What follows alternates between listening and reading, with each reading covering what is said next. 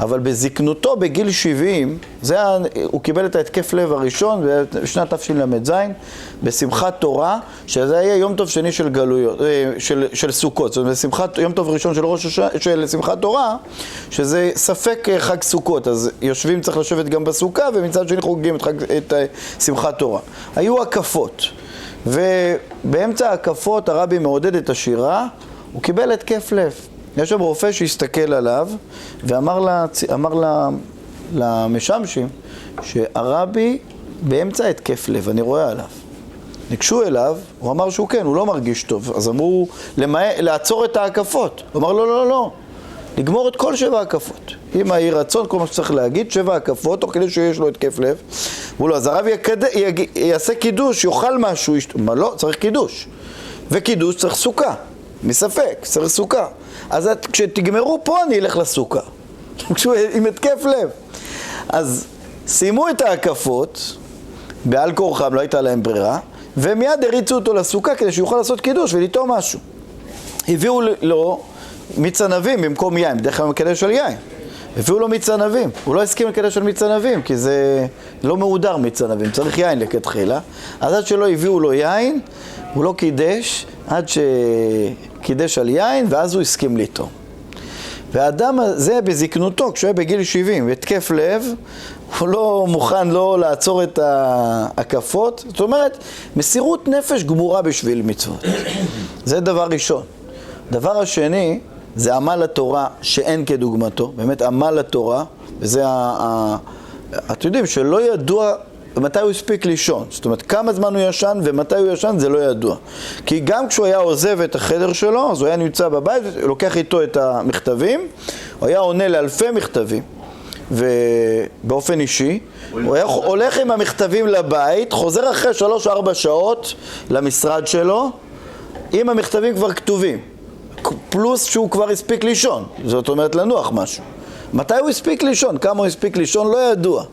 אבל כל כולו, אנחנו מכירים את הרבי מהתוועדויות וחלוקת דולרים, אבל כל הזמן, כל שעות היממה, הוא היה עסוק או בתפילות, או בעיקר בתלמוד תורה, בלימוד תורה, בעיון, עם כל הכוחות, עד כלות הכוחות, היה עסוק בתורה. הדבר השלישי, זה אהבת ישראל עצומה. כמה אנשים היה אכפת להם שיהודים לא מניחים תפילין. זה לא אמור לכאורה, חס שלום, לא אמור... זה לא מדגדג לנו צערנו הרב, כן? שיש יהודים שלא מניחים תפילין. אבל לא, זה היה אכפת לו שיהודי לא מניח תפילין. ולא רק על תפילין. סיפר הרב יונתן סאקס, שהוא היה הרב של אנגליה. הוא אומר, הוא היה סטודנט באוניברסיטת קיימברידג' באנגליה. והוא הגיע לארצות הברית להיפגש עם כל גדולי ישראל, בתור סטודנט צעיר, עם כל גדולי ישראל, עם רשימה של שאלות, משה פיינשטיין, הרב סולובייצ'יק, ביניהם גם הרבי מלובביץ'. נכנסתי לרבי מלובביץ', הוא מספר עם רשימה של שאלות, אומר לו הרבי מלובביץ', איפה אתה לומד? הוא אומר לו את השם של האוניברסיטה. הוא אומר, כמה יהודים יש באוניברסיטה שם? הוא אומר לו 40 יהודים. אומרים, שומרי תורה ומצוות? לא. מה הם אוכלים? אוכלים במסעדה של האוניברסיטה. אז אוכלים טרף, הוא אומר לו, כן, מה לעשות? אוכלים טרף.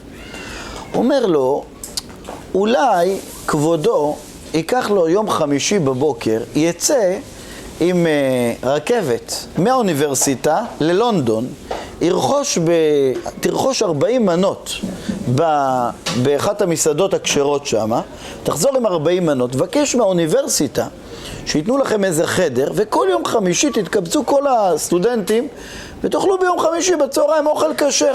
אתה תדאג לכולם יום אחד אוכל כשר. מה תרוויחו? קודם כל שיום אחד יאכלו כשר.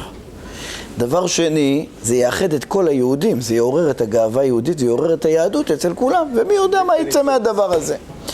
אומר הרב יונתן, אומר, רציתי להיכנס אליו בתור רב או איזה סטודנט, לשאול שאלות, יצאתי בתור מסעדן, להאכיל 40 פיות של יהודים, זה מה שיצאתי. אבל הוא אומר, הרבי בזה הפך אותי להיות מנהיג. בזה הוא הפך אותו להיות מנהיג, ובסוף נהיה רב של אנגליה. עכשיו, אמרתי, תראו מה אכפת מדובר פה ביהודים שכל השבוע אוכלים טרף. זה לא עניין אותם לאכול כשר לאכול טרף. לכאורה, אנחנו ככה היינו מסתכלים. ממילא הם אוכלים טרף. היינו חושבים על זה שפעם אחת בשבוע, איזה סעודה אחת, הם יאכלו כשר. ושהסעודה הזאת יכולה לקרב אותה. אף אחד לא יכול לחשוב בכלל על דבר כזה. כשבא אליך עכשיו איזה סטודנט מאנגליה, מספר לך על האוניברסיטה, אתה לא אמור בכלל לחשוב על דברים כאלה.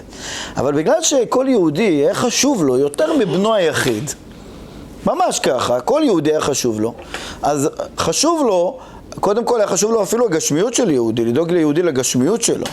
אבל הרוחניות של כל יהודי הייתה כואבת, ולכן הוא ייצר כל מיני דברים ורעיונות, שהיום אתה מתבונן אחורה. יש בכל העולם, יש 6,500 בתי חב"ד. שמעתם את המספר? מספר שהכפיל את עצמו מפטירת הרבי לפני 30 שנה, הכפיל את עצמו. בתי חב"ד. בתי חב"ד זה מקום של אור של אנשים הכי רחוקים שהם צריכים להתקרב על ידי בתי חב"ד. זה רעיון שחשב עליו רק הרבי מלובביץ', לשלוח אנשים לתאילנד, לפתוח שם בית חב"ד, ששם הם תגנו שניצלים לאנשים ויעשו שם תפילות ויבואו כל מיני אנשים, ודרך בתי חב"ד יש אלפים ורבבות שכבר חזרו בתשובה, או העיר בהם את הניצוץ היהודי, פעם ראשונה בחיים הניחו תפילים באיזה בית חב"ד בתאילנד. וזה דבר מפליא. הגדלות שלו, אני חושב שרואים איך שהפעולות, לא רק שהן הולכות ויורדות, אלא הולכות ונהיות יותר משובחות. זה מראה על כוח עצום שהיה לאדם וסייעתא דשמיא שהייתה לו, זה מראה על גדלותו הרבה. אמרנו קצת מקצת שבחו, וכמו שאמרנו, מה ידבר יתוש קצוץ כנפיים, הנשר הגדול בשמיים, אבל זה רק בשביל לעורר בנו גם את העניין של הקרבה למען המצוות, גם התמדה בתורה ואהבת ישראל, לדאוג לכל יהודי לגשמיות שלו ולרוחניות שלו. אצל חב"ד אומרים גשמיות ורוחניות. קודם כל תדאג לגשמיות שלו, אחר תדאג לרוחניות שלו. אז זה הדברים שאמרנו בשבחו של האדמו"ר מלובביץ', יהי רצון שזכותו תגן בעדנו ועל כל ישראל.